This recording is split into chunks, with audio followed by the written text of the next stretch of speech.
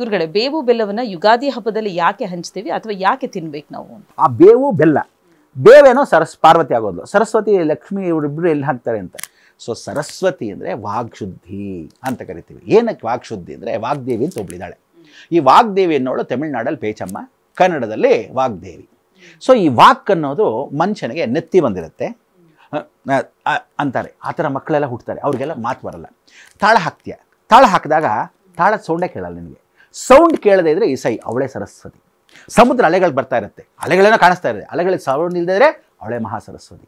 ಅದಕ್ಕೆ ಶಿವನ ತಂಗಿಯಾಗಿರ್ತಕ್ಕಂಥ ಸರಸ್ವತಿ, ವಿಷ್ಣುಗೆ ವಿಶೇಷವಾಗಿರೋ ತಂಗಿಯಾಗಿರೋ ದುರ್ಗಾ, ಮಹಾಪರಿಪೂರ್ಣವಾಗಿರತಕ್ಕಂಥ ಲಕ್ಷ್ಮಿ ಸಾಕ್ಷಾತ್ ಬ್ರಹ್ಮನಿಗೆ ಅವಳು ಹಳದಿ, ಇವಳು ಹಳದಿ ಅಂತ.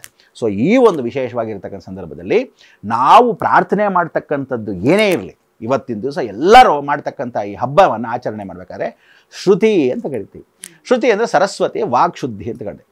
ವಾಕ್ ಇಲ್ದೇರೆ ಏನೂ ಮಾಡೋಕ್ಕಾಗಲ್ಲ ಅಂತ. ಸೊ ಪ್ರತಿಯೊಬ್ಬ ಮನುಷ್ಯನೂ ಈ ಹಬ್ಬದ ಆಚರಣೆಯಲ್ಲಿ ಮಾಡಬೇಕಾದ್ರೆ ಸರಸ್ವತಿ ಸ್ಮರಣೆ ಇಲ್ಲದೆ ಮಾಡ್ಕೊಳ್ಳಾಗಿಲ್ಲ. ಸೊ ಸರಸ್ವತಿ ಸ್ಮರಣೆ ನೀವೆಲ್ಲ ಮಾಡ್ಕೋಬೇಕಾದ್ರೆ ಈ ಹಬ್ಬಕ್ಕೆ ಬಹಳ ಮುಖ್ಯವಾಗಿರ್ತಕ್ಕಂಥ ಸರಸ್ವತಿ ಸ್ಮರಣೆ, ತದನಂತರ ದುರ್ಗಾ ಸ್ಮರಣೆ, ಆಮೇಲೆ ಮಹಾಲಕ್ಷ್ಮಿ ಸ್ಮರಣೆ. ಈ ಮೂರನ್ನು ನೋಡಿದಾಗ ಪ್ರಾರ್ಥನೆ. ಸೊ ಏನು ಅಂದರೆ ಹುತ್ತದಲ್ಲಿ ಬಂದಿರತಕ್ಕಂಥ ಬೇವಿನ ಮರ, ಹುತ್ತದಲ್ಲಿ ಬಂದಿರೋ ಬೇವಿನ ಮರ ಪಾರ್ವತಿ, ಎಡಭಾಗದಲ್ಲಿ ಬಂದಿರತಕ್ಕಂಥ ಗದ್ದೆಯಲ್ಲಿ ಬಂದಿರತಕ್ಕಂಥದ್ದು ಸಕ್ಕರೆ, ಆ ಸಕ್ಕರೆಯ ಭಾಗದಲ್ಲಿ ಬಂದಿರತಕ್ಕ ಕಬ್ಬು, ಈ ಕಬ್ಬಿನ ಭಾಗದಲ್ಲಿ ಬಂದಿರೋದೇ ಬೆಲ್ಲ. ಅದಕ್ಕೆ ಏನು ಹೇಳುತ್ತೆ, ಎಲ್ಲವೂ ಪೂರ್ತಿಯಾಗಿ ಬಂದಂದರೆ ಕೈ ಕೆಸರಾದರೆ ಬಾಯಿ ಮೊಸರು, ಕೈ ಕೆಸರಾಗಬೇಕು ಫಸ್ಟು, ಆಮೇಲೆ ಬಾಯಿ ಮೊಸರು.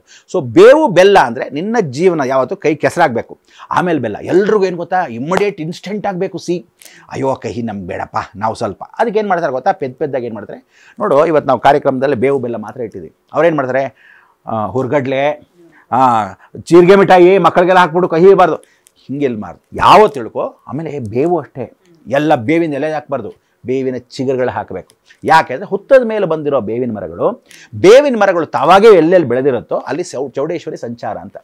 ಚತುರ್ಭುಜಾಂ ಮಹಾದೇವಿಂ ಶಿವ ವಾಮಾಂಕ ಸಂಸ್ಥಿತ ಮಂದೆ ಚೌಡಾಂಬಿಕಾಂ ದೇವಿಂ ತೈನಾಚಲ ಸಂಸ್ಥಿತ. ತೈನಾಚಲ ಅಂದರೆ ಸಂಪಿಗೆ ಹೂ ತೋಟದವಳು ಅಂತ. ಸಂಪಿಗೆ ಹೂ ತೋಟದಲ್ಲಿ ಎಲ್ಲಿ ಬೇವಿನ ಮರ ಬರುತ್ತೋ ಅವಳನ್ನ ಹೊಸ ವರ್ಷದಲ್ಲಿ ಆಚರಿಸ್ಕೋಬೇಕು. ಅವಳು ನಮಸ್ಕಾರ ಮಾಡೋದು, ಕಾಳಿಗೆ ಅವಳೇ ಆಚರಣೆ ಪಕ್ಕದಲ್ಲಿರೋಳು. ಇದ್ರ ಜೊತೆಗೆ ಲಕ್ಷ್ಮಿ ಎಲ್ಲಿರ್ತಾಳೆ, ಅವಳು ಸಾಕ್ಷಾತ್ ವಾರಾಹಿ ಜೊತೆ ಕೂತಿರ್ತಾಳೆ. ಅದಕ್ಕೆ ವಾರಾಹಿ ಲಕ್ಷ್ಮಿ ವಾರಾಹಿ ಅಂತ ಕರೀತಾರೆ. ಸೊ ಸೃಷ್ಟಿ ಬರೋದು ಯಾವಾಗ, ಸಂಕ್ರಾಂತಿಗೆ ಮೊದಲು. ಅಂದರೆ ಯಾರ್ಯಾರು ಸಂಕ್ರಾಂತಿಗೆ ಹೋಗಿ ಫಸಲು ಕುಯ್ ಮಾಡ್ತಾರೋ, ಸೃಷ್ಟಿಗೆಲ್ಲ ಒಂದು ಹುತ್ತ ಬಿಟ್ಟು ಒಂದು ಹುತ್ತ ಬಿಟ್ಟು ಹಾವು ಹೊಟ್ಟೋಗತ್ತೆ ಅಲ್ಲಿಂದ. ನೀವೆಲ್ಲ ಹಾಲು ಮೊಸರಲ್ಲಿ ಹಾಕ್ಬಿಟ್ಟಾಗ ಅದಕ್ಕೆ ಇಷ್ಟ ಇಲ್ಲ, ಒದ್ದೆ ಆಗೋ ಜಾಗ ಇಷ್ಟ ಇಲ್ಲ, ಹುತ್ತದಲ್ಲಿ ಒದ್ದೆ ಆಗೋಕ್ಕೆ ಇಷ್ಟ ಇಲ್ಲ. ಇವರೆಲ್ಲ ಹಾಕಿ ಧೂಪ ಹಾಕಿ ಗಬ್ಬೆಪ್ಸಿ ಹಾವು ಓಡಿಸ್ಬಿಟ್ಟಿರ್ತಾರೆ. ಸೃಷ್ಟಿ ಏನಾಯ್ತು, ಹಾವು ಓಡಿದಿತ್ತು. ಆಮೇಲೆ ನೀನು ಫಸಲು ಕಟ್ ಮಾಡುವಾಗ ಸಂಕ್ರಾಂತಿಗೆ ಏನು ಮಾಡ್ತೀಯಾ, ಫಸ್ಟ್ ಸಂಕ್ರಾಂತಿಗೆ ಬರ್ತಕ್ಕಂಥದ್ದು ಕಬ್ಬು.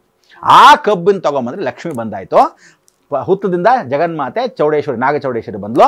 ಇವರಿಬ್ಬರು ಸೇರಿ ಯಾವುದಕ್ಕೆ ಬರ್ತಾರೆ, ಬೇವು ಬೆಲ್ಲವು ಮನುಷ್ಯ ತಿಂದರೆ ಕಣ್ಣು ಕಾಣದೇ ಇರೋ ಸರಸ್ವತಿ ದೇಹದಲ್ಲಿ ಶುಚಿರುಚಿ ಅಂದರೆ ನಿನ್ನ ಕಷ್ಟಗಳನ್ನೆಲ್ಲ ಶಮನೆ ಮಾಡಿ ದುಃಖದಿಂದ ಪರಿವರ್ತನೆ. ಅದಕ್ಕೆ ಪಳನಿಗೆ ಹೋದರೆ ಯಾವತ್ತೂ ತಿಳ್ಕೊ, ಇಡೀ ಜಗತ್ತಲ್ಲಿ ಯಾವ ಮನುಷ್ಯ ಕಷ್ಟ ಇದ್ದಾನೋ ಪಳನಿ ಸುಬ್ರಹ್ಮಣ್ಯಕ್ಕೆ ಹೋಗಬೇಕು.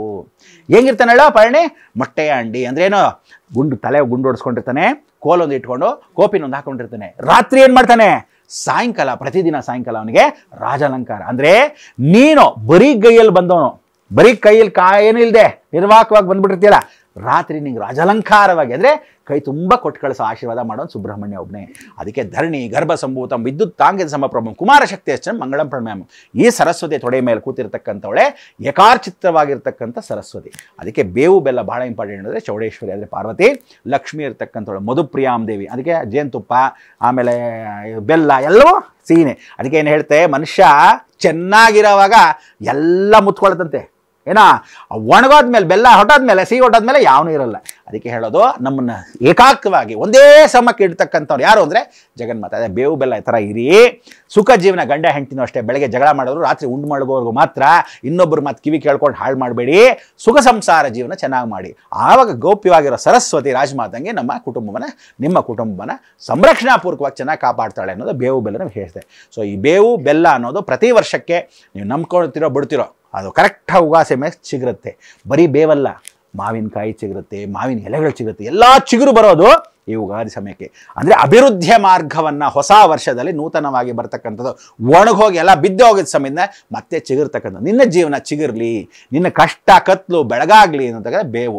ಬೆಲ್ಲ ಅಂದರೆ ಬಾಯಿ ಸಿಹಿಯಾಗ್ಲಪ್ಪ ನಿನಗೆ, ಫಸ್ಟ್ ಬಂದ ತಕ್ಷಣ ಬೆಲ್ಲದ ಕಾಫಿ ಕೊಡೋರು, ಬನ್ನಿ ಬೆಲ್ಲ ಕೊಡೋರು, ಒಂದು ನೀರು ಕೊಡೋರು ಲೋಟದಲ್ಲಿ, ಅದೆಲ್ಲ ಈ ಕಾಲದಲ್ಲಿ ಇಲ್ಲ. ಸೊ ಅದರಿಂದ ಈ ಬೆಲ್ಲ, ಬೇವು ಬೆಲ್ಲ ಅನ್ನೋದು ಬಹಳ ಮುಖ್ಯವಾಗಿರ್ತಕ್ಕಂಥ ನಮ್ಮ ಸಂಪ್ರದಾಯ ಸನಾತನ ಧರ್ಮದಲ್ಲಿ ಈ ಭಾರತ ದೇಶದಲ್ಲಿ ಮಾತ್ರ ಸಾಧ್ಯ. ನಾ ಭೂತೋ ನ ಭವಿಷ್ಯ, it happens only in India.